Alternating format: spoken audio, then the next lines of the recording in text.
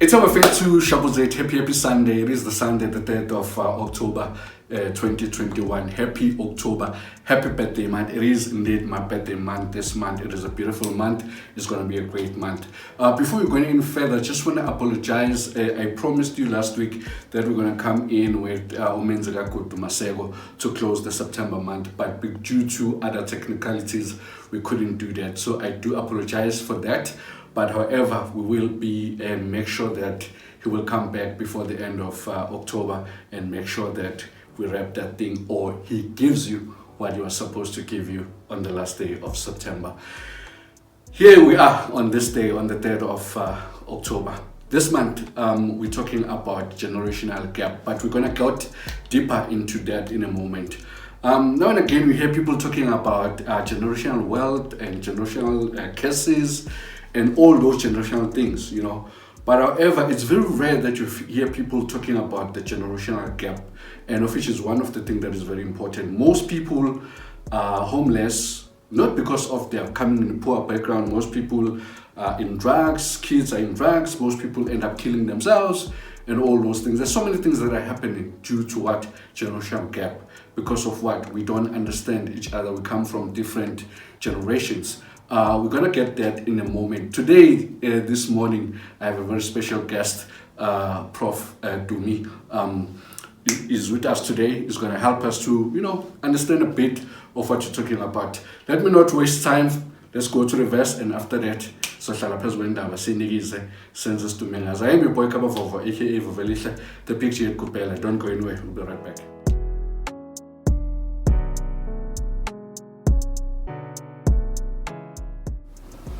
Welcome back. Nazia, it's in Shanga verse. It's found in the book of Psalms, chapter 71, verse 18. It says, "Even when I'm old and grey, do not forsake me, my God, till I declare your power to the next generation." Underline next generation. Your mighty acts to all who are to come. Psalm 71, verse 18, "Even when I'm old and grey, do not forsake me, my God, till I declare your power to the next generation, your mighty act to all who are to come." As we're talking about generational gap. Don't go anywhere. We'll be right back with the topic. And hopefully you're going to understand. By the way, if it's your birthday, happy birthday to you. It is, I know for sure, Utoli is celebrating a birthday today. Happy birthday to you, my dear. And Utuli Mbeje is also celebrating a birthday today. That's where I'm going after this, after the show. If it is your birthday, happy birthday to you. It is a great month. You are being born with your one and only Kabavovelisha, the big G at Kupela. So this is a great month. And then if you are going to church as well, I hope church will be great and Moroti will do the things to you that's supposed to do the things. And Agwen's Bimnan to be sharp. We'll be right back with your topic, Clara Natwen.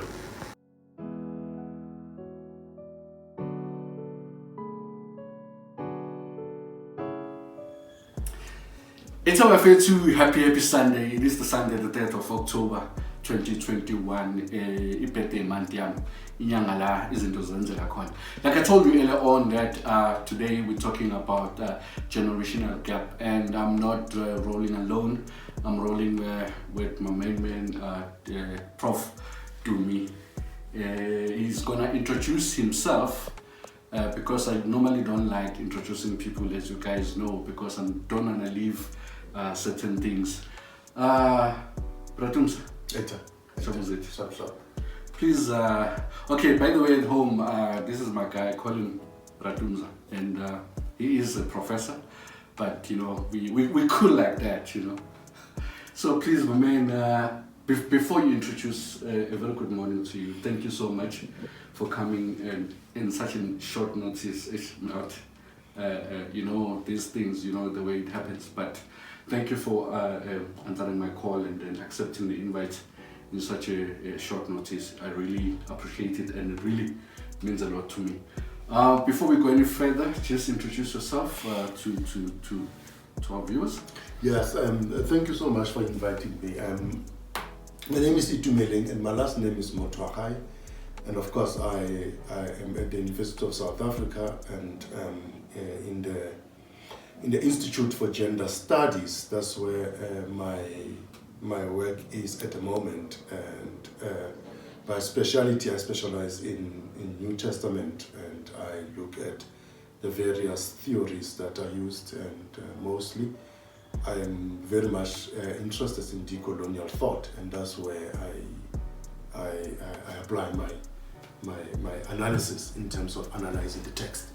And so I'm glad that you invited me, and I hope that I will be able to share some light in some of the issues that we will discuss. And of course, not saying that we've got all the answers, but we're just scratching the surface of what is out there. Thank you. Thank you. He is indeed the Professor Usolwazi as well. He studied, the big books, So obviously we're going to hear Ogutuzo Tina today, and hopefully is not just to do the show as any other show. Is for us to find a way of bridging the gap between all the generations, because as far as I'm concerned, we're not supposed to be having these gaps, because they cause all sorts of things that are not acceptable and that are not nice, There is, when I was preparing for this show, I found it out that there's a number of generations. There's X, Y, Z. There's a Depression era born in 1912 to 1921, World War II born in 1922 to 1927, and there's post-war cohort born in 1928 to 1945, and there are boomers or baby boomers born in 1946 to 1954. Boomers, second generation, Jones born 1955 to 1965. And there's indeed the X generation of, it is the 1966 to 1976, and the Y one, of which echo boomers and all the millenniums, and the generation Z. Talking about the generations, Prof, the very important thing that you didn't mention, I think that is important to our viewers. Your age, please. Oh, I'm just a baby. I'm 43 years old, so I'm a baby. I would be born in the X. Is that the X? The X or the Ys? It's a Y. The Ys. I will be born in, with what they call the Ys. So you form part of the Y generation? Form part of the Y generation. Okay. All right, due to time, let's get right into this thing. I'm going to ask you 4 questions, standard. Maybe in your responses, I might ask, for you to a bit, or ask a question inside of that question. So the very first question that I want to pose to you, Prof, is that, is there anything called a generational gap? Because the reason why, maybe I should do this, the reason why I'm asking you that, because as I was doing the preparation of the show, because as you know, Mbugele Lapeka, that I just don't come in your space, in your screen, and talk nonsense. I try and, prepare as much as we can. Google gave the explanation of what generational gap is and all those things. But however, I found a very interesting factor there that says, according to science now, there's a little solid empirical evidence supporting generational based differences and almost no theory behind why such differences should even exist. So basically what they're saying is, according to science, It can be. there's no generational gap. There's no generational gap, So I'm asking you now that, according to you, is there anything like a generational gap? I would say yes and no. Okay. The yes is in the sense that if one is to compare the generation that was born during apartheid and the generation that was born post-apartheid, that are called the Mandela children, born in from 1994 onwards, there is a huge, in terms of existential experience, there is a huge generational gap in terms of existential experience. Those that were born during apartheid, they understand notions of racism, notions of being deprived of education. They understand the relationship between a white person and a black person, how it was constructed at that time. And therefore, the ones today, they find it difficult to comprehend that you couldn't even have a white friend coming to have a sleepover. Okay, they don't understand that very few black people actually had access to suburbia. Okay, suburbia was reserved for white folks, and townships were reserved for black folk. And so, in that sense of existentiality, yes, there is generational gap. Okay, that's why I'm saying yes and no. Okay, the no part is that in terms of when you look at the overlapping of the years, that one cannot say that there is a generational gap. Okay, between there is a generational gap between a mother and a child, because one was born at a particular era in time and the other one, but their years overlap. And that is why it is so easier for a mother or a father to identify certain things that their child are doing. They say, we used to do these things. You and I know that we were told as young people that, you will have your children one day. And they're going to, the same things that you are doing to us, you will be doing to us. When you look at your child and then you say, but this child thinks I was born yesterday, because they think they know better than you, and you catch them on things that we were caught on as children. And so it is that I'm saying that there is no generational gap. You get it, yeah. While we're still on that question, I'm going to ask you a question in that is going to be, it's a bit sensitive to some other people that are listening, but it is what it is, Could it be that, like in terms of our thinking process and our behaviors versus what our parents and our forefathers used to do, could it be because another challenge that I came across as I was thinking about this, researching and planning this show and this thing for this month of generational gap, is that the generation of now, the Z and the Y and stuff, we've got that thing of, we need to understand this is a laptop. What makes this thing work? We are teachable. That's why you find people that are studying and are working but still studying. They want to have as much as qualification that they can have, because we are this teachable thing. We need to understand further. However, versus to the other generation, they were just told to say, this is a computer, that's it, believe that, that's it. In terms of, could it be that the older generation were especially influenced by apartheid? That's why they're even thinking, because remember during the times of apartheid, what was happening, there was no freedom of choice, speech and everything. Yeah, sociologists, they talk about the process of socializing, and they say that each generation is socialized differently.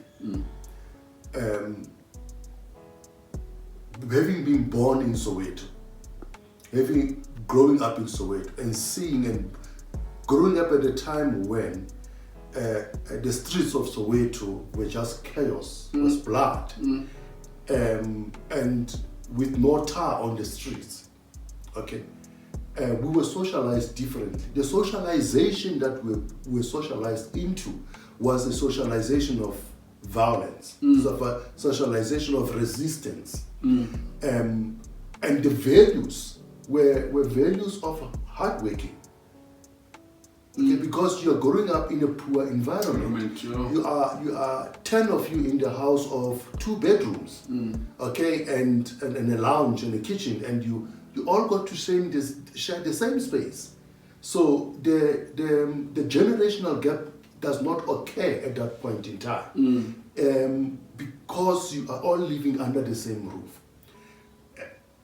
And now, living in suburbia, where a child has got access to their own bedroom, they can determine who gets in, who does not get in. It's much space. There's much space, but also the world has become digitized.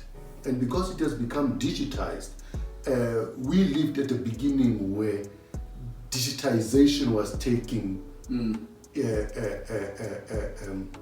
was beginning to take the space. Now, you can't say to a child, do not do that.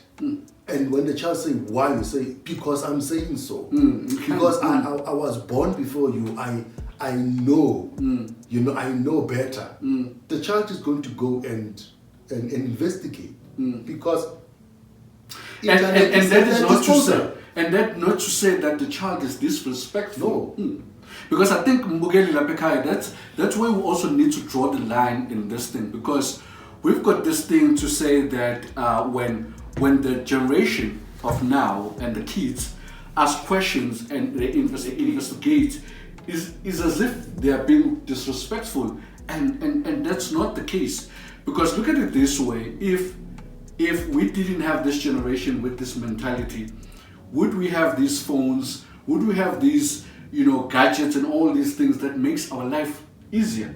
This inquisitive minds that they have is the one that actually have brought us to where we are, and of which some of that is actually such a benefit to us. Look, think about it. That had it not been the generation of 1976, which, when they were told to go back to class, when they were told to behave, their mothers said, your fathers have gone to work, to the mines and all of that, to the city in Johannesburg, go back to class. And they resisted. And they went into the streets. And it is because of that generation that we can speak about our own freedom. It is because of that generation that never gave up that we can speak about the youth of 1976. And if we think about it, there's no generation that has never been subservient to the older generation. Otherwise, we would not be living in the post-structural era. Or we wouldn't be living in that. We'll still be living in Victorian times and doing Victorian ways of doing things and so on.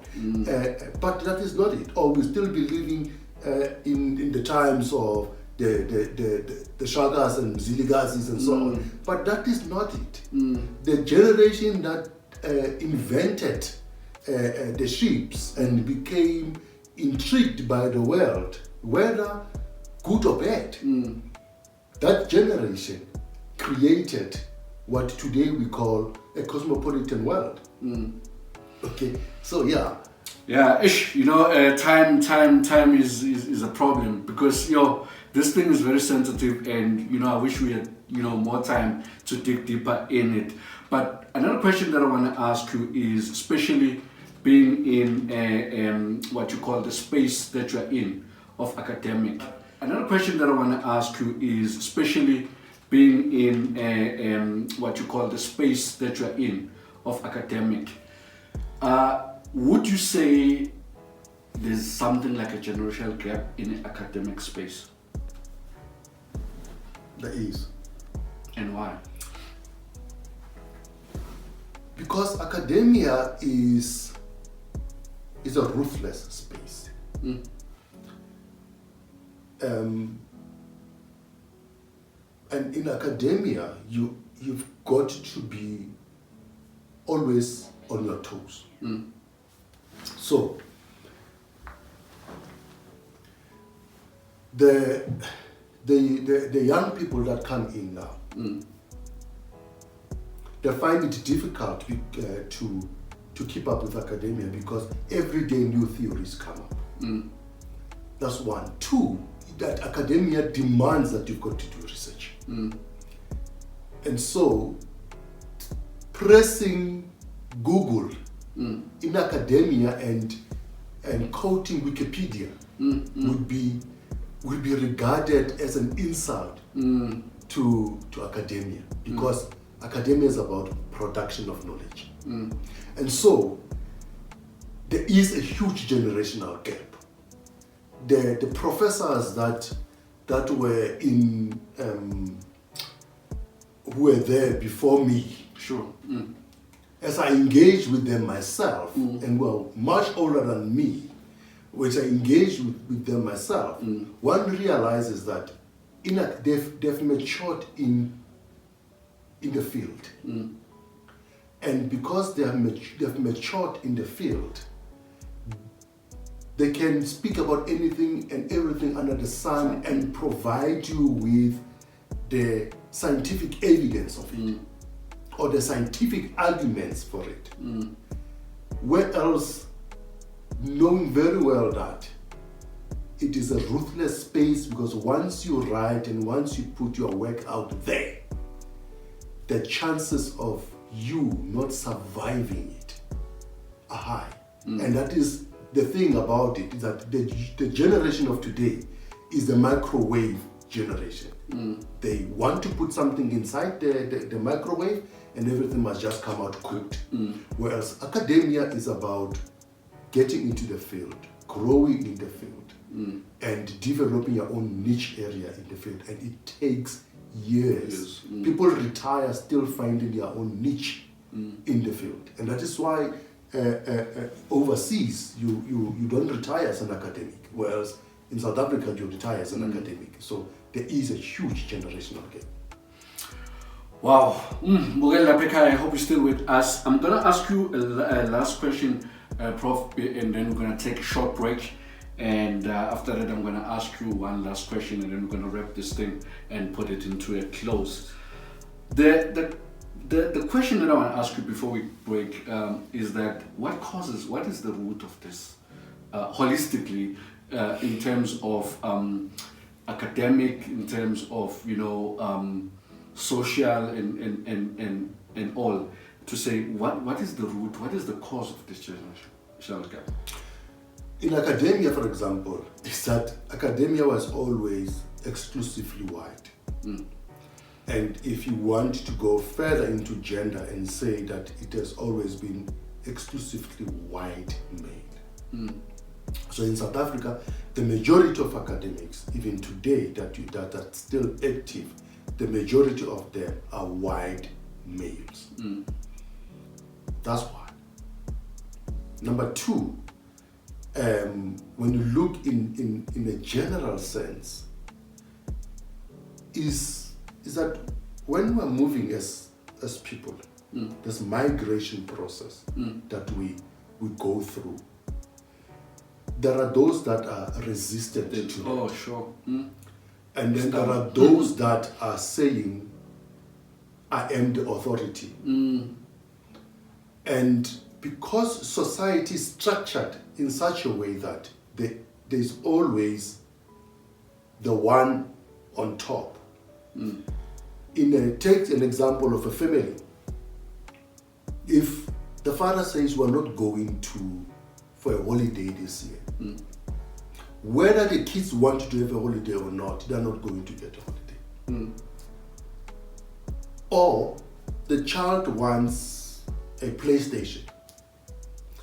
Because the father does not know what a PlayStation is, or does not even believe in a PlayStation, believes that to entertain yourself, you must go outside and play in the mud and play in the dust and all of those things.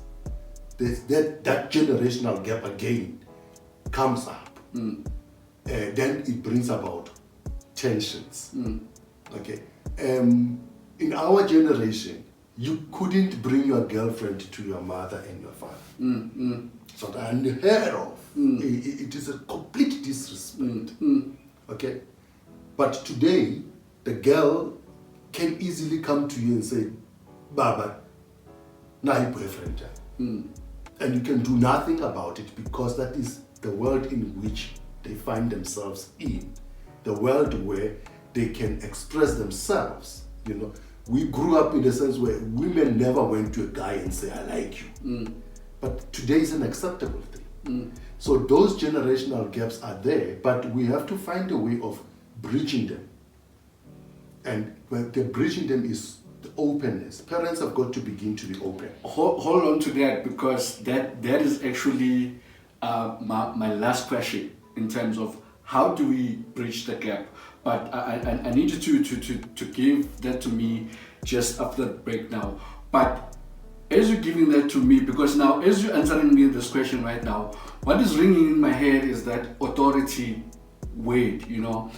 And the question, my mind is like ringing and asking so many things to say, Oguti, is our understanding as humans, as people, of the word authority correct, and is what it is, and are we actually using it as the way it's supposed to be used, or we're just using it to oppress others because of the oppression mentality that we come from, under the bracket or under the umbrella of authority?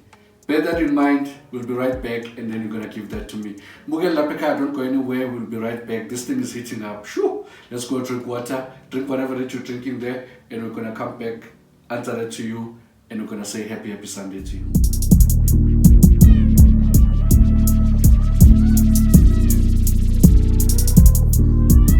Now and again, people talk about generational curses, but I've grown to learn that what's worse and much more frustrating than generational curses is the generational gap. This October, catch your boy Kabavovo aka Ivova Elise, the Big G at Gubela, your host of Ivova Talk, as he addresses the issues behind generational gap. Let's talk about it and bridge the gap on this channel, Kabavovo YouTube channel, every Sunday 9 a.m. sharp. Be a part of the solution.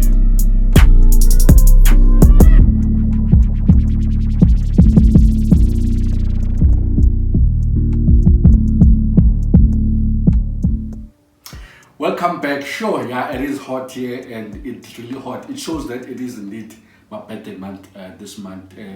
Things are happening, and Prof is doing the things.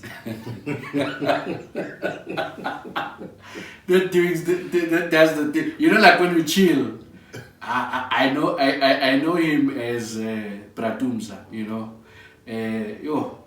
But today, you know, it's not Pratumza, it's Prof Tumza, you know. Anyway, my brother, let's get into this and wrap this thing up. That authority question that I asked you before we break, what can you say on that? Look, I think for us to understand authority, there's one scholar that comes to mind for me, and that is Michel Foucault. He's written a lot of books as a post-structuralist philosopher. And one of the book is Discipline or Punish. That's the title of the book. And he goes to task in explaining this idea of power. Let us not use authority, let's use power. Okay. And for him, power and surveillance, they go together. And he begins by saying to us, look, to understand how power operates, we've got to start at the micro level. At the micro level, it is at the family. You have a hierarchy of power within the family. You have the father, the mother, and the children. That's a hierarchy of power. And in that hierarchy of power, the power levels are different. Let's just say the power levels are different. Okay? The father has got absolute power. It's almost like a monarch. Then the mother, and then the children. The father makes the laws, the mother implements, the children observe. Okay? There's a problem, the father scolds the mother scolds the children and say, you see your father, da. This is just a simple question or explanation around it. Now, one of the things that I think Foucault is important also is to understand that if we are to understand the generational gap, we need to understand that power is multilateral. Okay?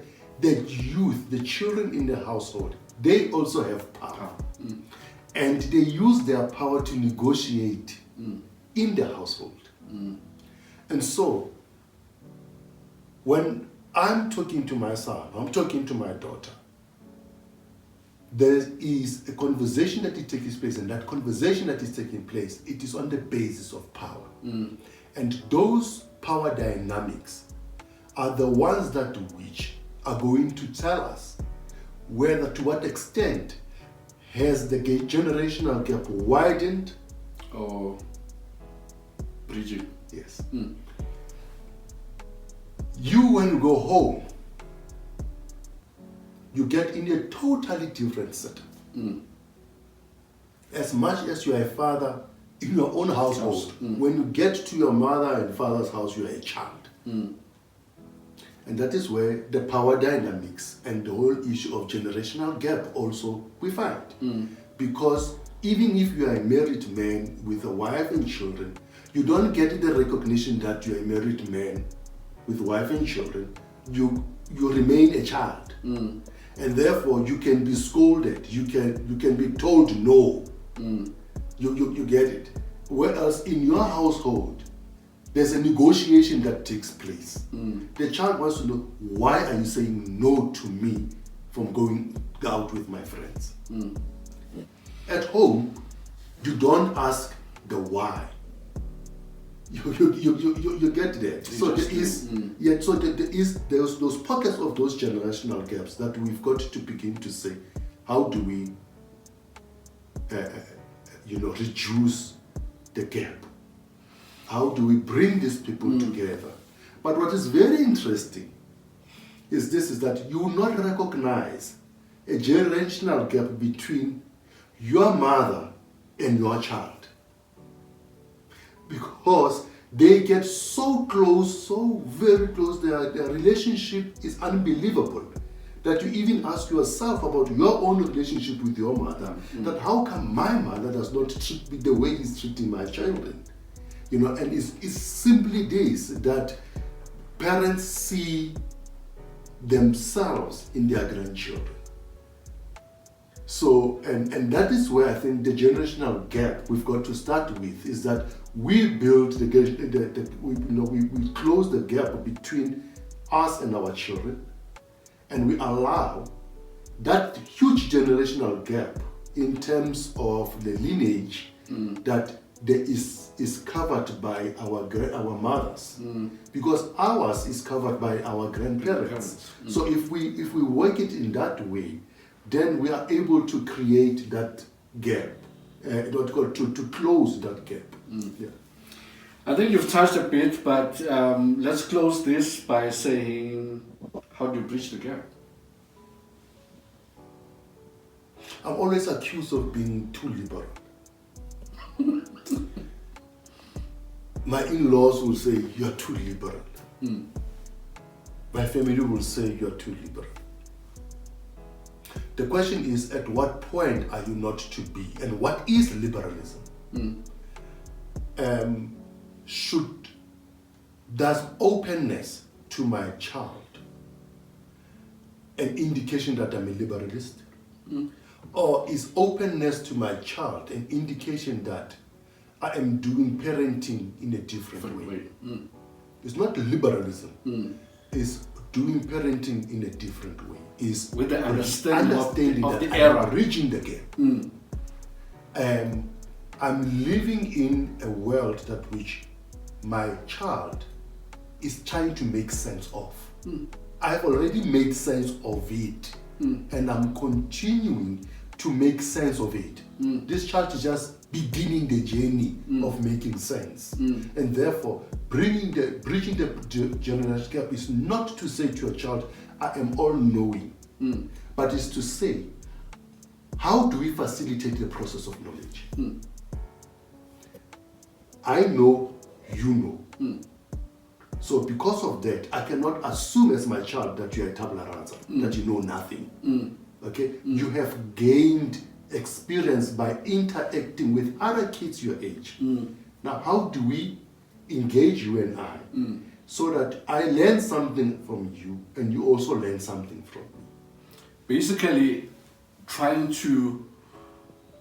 both of you trying to get to where you are, it's like, those movies where lovers haven't seen each other in such a way a long time, and the other one jumps off the train and the other one was waiting on the other side of the train, and they come running to each other, Yes. because at the end of the day, this is all about relationships, Facilitation. It's all about, because we're having marital relationships, academic relationships, parenting relationships, brotherly and sisterly relationship, and of which this is where this gap exists in all these things. So all that we have to do is try to get to where we are and try and make this gap as much as we can. Wow, Mugel Lapekaya, this is hot. This was just background of this. We're still left with I think 3 Sundays to coming this month. So we're gonna try and see if we can get somebody that is going to take us through this in a work environment, as in management and a boss, and also marital one and also parenting one, so that we can put these things together and see how we take all these puzzles and pieces of pies and put together and make one thing and make sure that we bridge the gap. Bratums, thank you so much. Thank you for your time.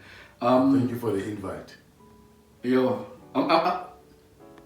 Lapeka, please ask, you can write a comment down and ask Pratumza that we need him on Ivovo Talk. He must come again. We need this. My man, I'm definitely gonna need you again, and I know you're a very busy man, but you will have to squeeze me, not me, my people there,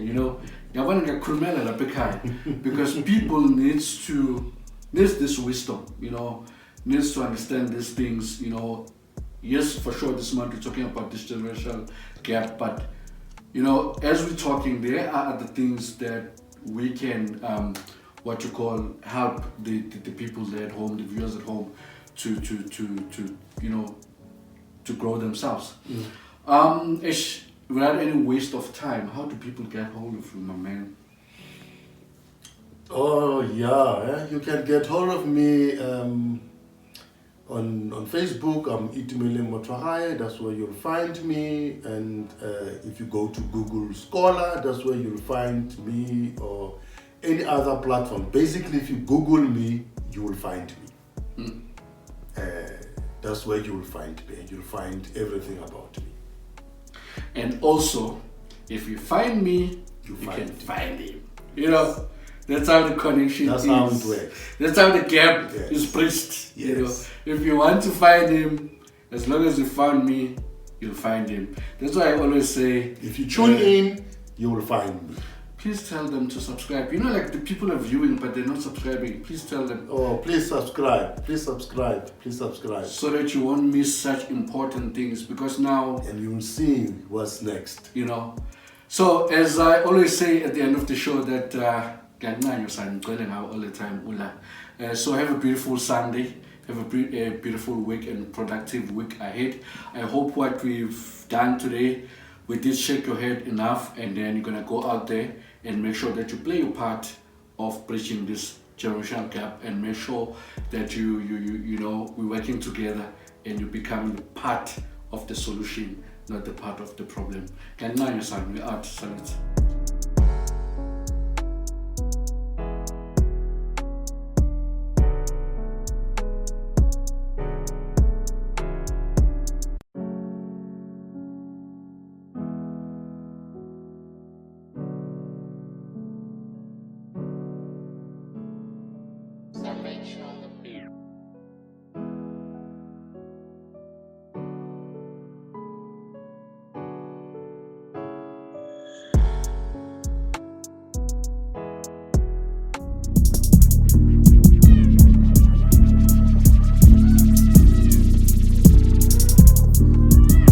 Now and again, people talk about generational curses, but I've grown to learn that what's worse and much more frustrating than generational curses is the generational gap. This October, catch your boy Kabavovo aka Ivova Elisa, the Big G at Gubela, your host of Ivova Talk, as he addresses the issues behind generational gap. Let's talk about it and bridge the gap on this channel, Kabavovo YouTube channel, every Sunday 9 a.m. sharp. Be a part of the solution.